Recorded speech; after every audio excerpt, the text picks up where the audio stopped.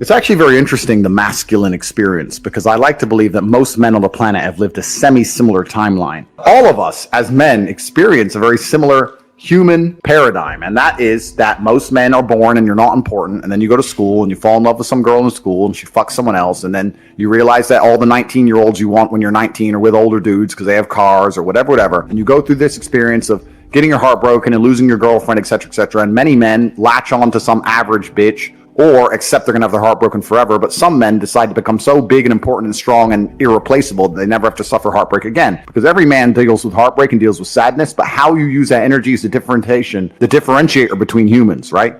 You are feeling the same pain that many men have felt. Every man out there has had his heart broken and understands how difficult it is as a man. But the difference between me and you, and perhaps some of the other men out there, is that certain men take that anguish and take that sadness and understand that energy cannot be destroyed, it can only be converted, and use it to build themselves into a man of absolute standing and power, as opposed to sitting around jerking off like you just told me you do.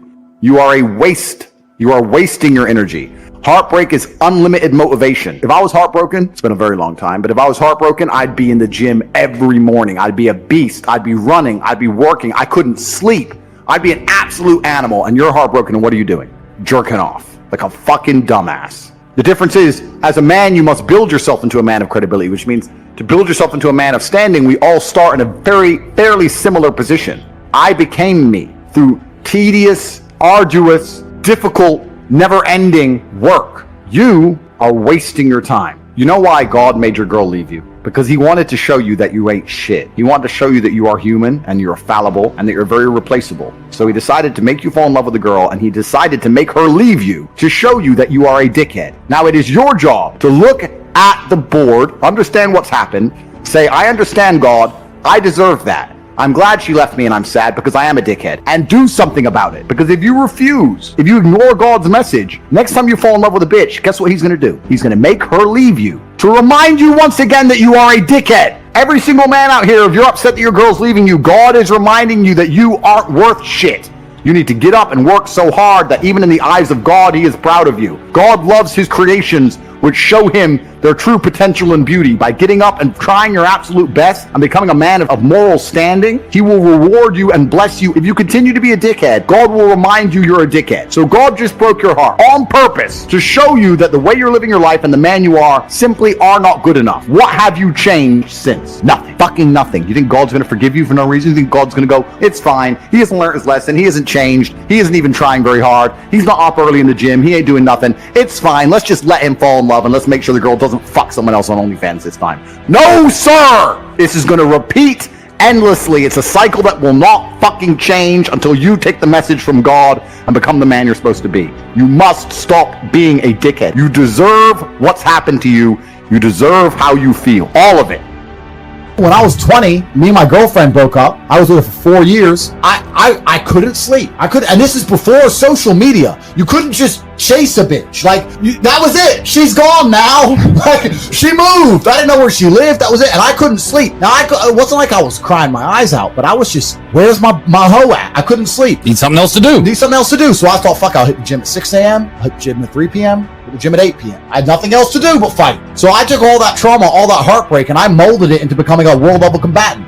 Right? What did we talk earlier about how trauma can mold you, how trauma can be a fantastic thing? Heartbreak, depression, sadness, these are all fantastic motivators. I'm telling you why they're a fantastic motivator. You go to a guy who's heartbroken, he has all the motivation in the world to send 300 text messages. He has the motivation, he's putting it in the wrong place. That's 300 cold emails you could be sending to someone to pitch a business. That's a lot of money you could have made. Yeah. I'll tell you right now, some of the greatest accomplishments in my life have come after a heartbreak. Absolutely. Yeah. It's that I call it fuck you energy. Take that and you're like, because some guys will get butthurt about that and they'll sit there and they'll wallow in self-pity. I've always thought the correct application of that energy is, okay, prove that she made a shitty mistake. Mm-hmm. Go out and become a fucking millionaire. Go out and become a kickboxer. Go out and become a porn star, whatever. And then she's going to look around when she's 50 pounds heavier in a year's time. You're like, motherfucker, I left him. I let him go. Yeah. You can, and internally, Be happy. my ego could be like, Yeah. I got you. Life's gonna hurt you, and how you use that pain is completely and utterly up to you. You can use that pain to galvanize yourself as a man and become a better man you've ever been. I'm not saying that I'm only successful because of some chick. I'm saying that every single time that I was heartbroken, I never wasted a second. I was never wallowing. Especially as a young man. We talked about this on the show. You're going to get your heart broken as a young man. I've had it happen to me. Yep. We've all had it happen to us. And it's not even about anger towards the girl. Me and Tristan talked about this on the podcast that we did together, German Game. It's 7 years later, because as a man, you're going to get your value later. Yes. Right? So if you use that energy to put all that work in, these girls, they come back around, and I love to see them come back. Not because I'm in love again, just because it's like, I told you so. No, I said this, like, anybody who tries to get revenge on a woman, that's incel energy. That's a wrong way of looking at it. The only revenge you can get on a woman who breaks your heart is success. Success is the best revenge. Just level up slowly, and when she messages you, you got two choices. You can either say, sorry, baby, you're not my type anymore. Boom, you win. So that's the answer to the question. Put a plan together for the heartbreak if it comes, and make sure that plan is constructive. Everything we've been saying on this podcast is true. Trauma's going to come, pain's going to come, and you have to use it in a constructive way. Still to this day, that's all I would ever do. If something bad happened to me and I got really upset, I would find the most constructive possible outlet. And that's a conscious decision. You have to have the emotional control to make a conscious decision in that direction. Women fuck men they respect. That's it. They don't fuck men they like. They don't fuck men they love. They fuck men they respect. If she loves you and likes you and doesn't respect you, she will not have sex with you. I have women who respect me and fucking hate me, but they're here every time I call. So if they respect you, they're going to sleep with you. And this is something that's biological and evolutionary. They fuck men they respect. So how do you make women respect you? Well, first you have to be worthy of respect as an individual. There's no hack. If you're worthy of respect, you're worthy of respect. But secondly, you cannot allow blatant disrespect. So if you allow her to blatantly disrespect you and you tolerate that, then you're setting a precedent, which means, well, why would I respect this guy in the first place? Yep. I say this to guys all the time. I've had loads of guys who come to me for like coaching and stuff, and they say, my woman doesn't respect me, da-da-da-da-da.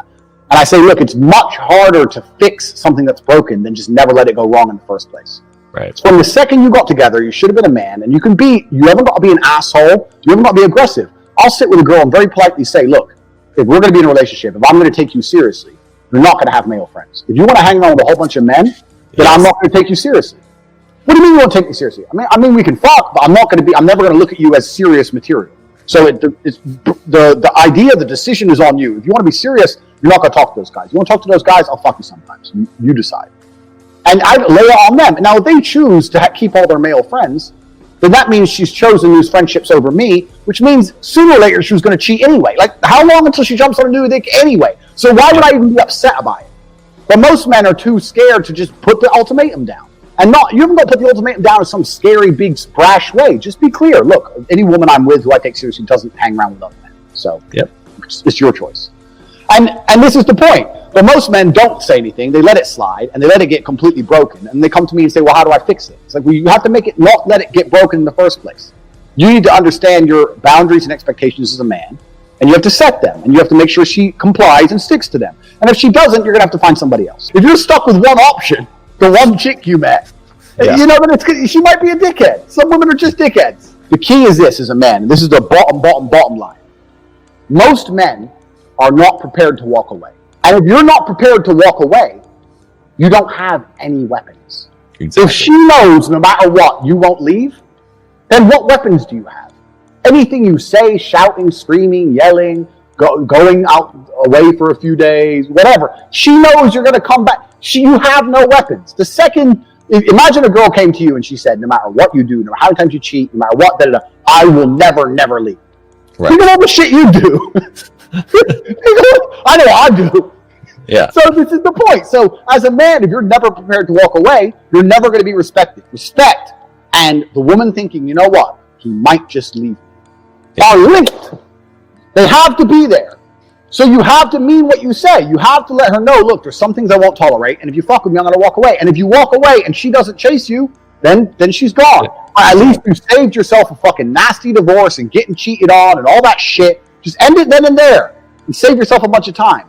But men are too afraid to pull the plug on it because they get addicted to the pussy and they don't believe they can get any more pussy and they get all messed up. You have to be prepared to walk away as a man. So you have to look at any relationship you're in and say, okay, I'm a nice guy, I love her, she loves me, but I have boundaries, and if she fucks with them, I'm going to have to walk away. And that's the truth. Otherwise, you're never going to be respected. I've been head over heels in love with women and left them and never got them back, and they never knew. Yep. That's life. That's how it goes. I've been head over heels in love with women. I didn't want to lose them, and they weren't listening, so I walked away, and they didn't chase me, and I lost them. But that's it. My honor's intact, my pride's intact, and now I don't give a fuck anymore because time's a healer. That's life. So it's better than staying in a relationship which I'm not happy in because she starts acting like a fucking fool. And it's kind of like, I use chess analogies a lot, but it's kind of like chess. If you're playing a game of chess and you're in a losing position, and the only hope you have of winning is a big sacrifice, you give up your queen, and you don't know if it's going to work or not, but it's the only hope. You're better off making the sacrifice even if you lose, because if you don't, you're just going to slowly get ground down and definitely lose in the end. Right. Like, do you love that pussy so much you'd rather delay the breakup by 7 months and lose without any pride or honor? Yeah. And lose without any pride or honor while she cheats on you? Isn't it better just to say right hand in the air, you're not talking to that guy anymore? See, the end is coming.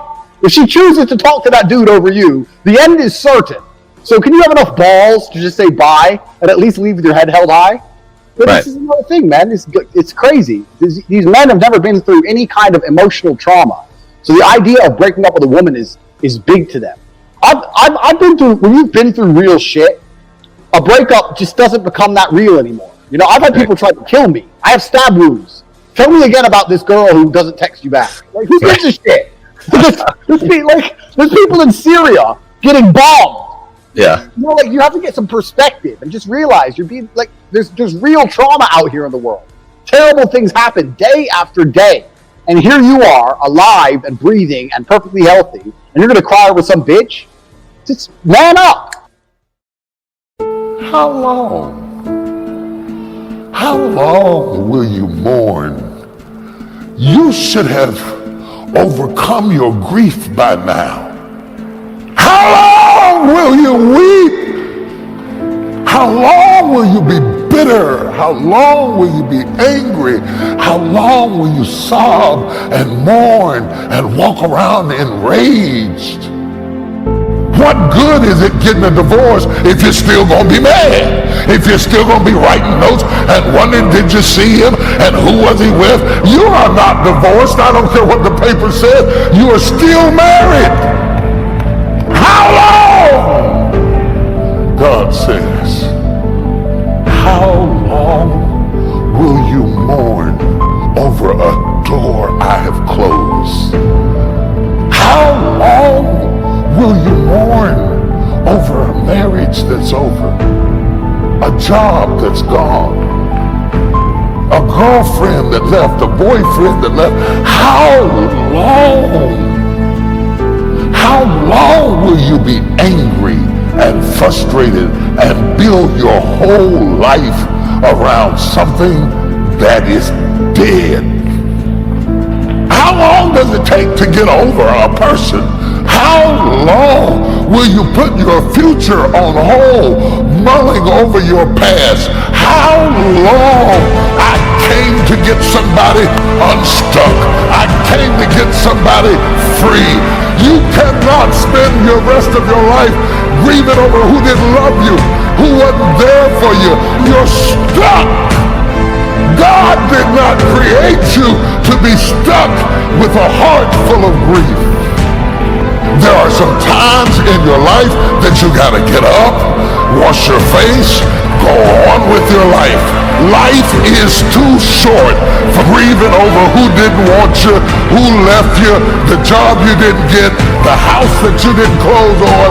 Hello! Wasn't fair? That's okay. God will be your vindicator. They hurt you once. Don't let them continue to hurt you by holding on to it. Living in mourning is going to keep the new doors from opening.